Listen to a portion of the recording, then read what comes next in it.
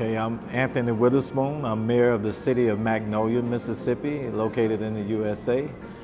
Today I'm here in Caracas, Venezuela, serving as an international observer to the presidential election of May 20, 2018.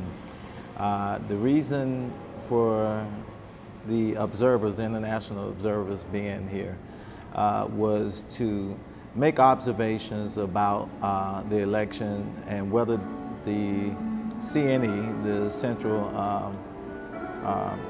Election Agency, was in fact conducting elections that were fully democratic and had the safeguards that protected the integrity of the process.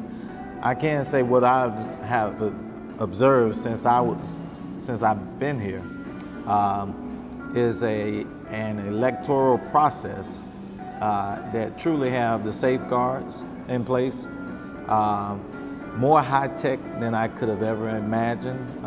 For instance, the biometric identification, the use of your fingerprints to reconcile your identification, voter registration card before voting. The whole inclusive process of inviting not only the government, but the opposition parties to come together and agree upon some guarantees and the citizens prior to the election makes it an inclusive process.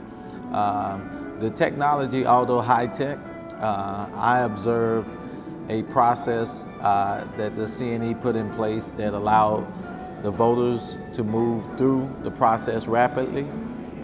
It was user-friendly for those who were illiterate, being that the pictures of the candidate, not only the names, were on the ballot. And the voters actually got a receipt of that after casting their vote. That receipt was used later on to reconcile the accuracy of the total number of people who voted. One of the things that surprised me, probably more so than anything, was the egregious reporting of the Western media about what was going on in Venezuela. Prior to my arrival, my family members and friends were actually worried about me coming to Venezuela.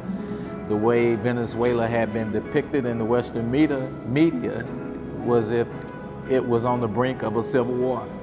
I can report to you today what I've witnessed are friendly people here in Venezuela, loving people here in Venezuela, people who were excited about this election. Of course, you had those opposition factions who protested the election. However, with a 46.2% turnout, that's just as high as any voter participation in the United States.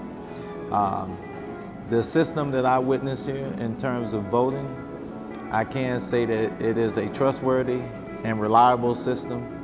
I can probably go as far as saying even more so trustworthy and reliable than the one that is used back home. Do the citizens of Venezuela believe in democracy? Of course. All citizens here have a right to participate in the electoral process. It is a true democracy, unlike the United States, where you can lose by more than 3 million votes on the popular vote and still become the president. So it is my obligation to report back to you, the people of the United States and all over the world, that democracy is well at work in Venezuela.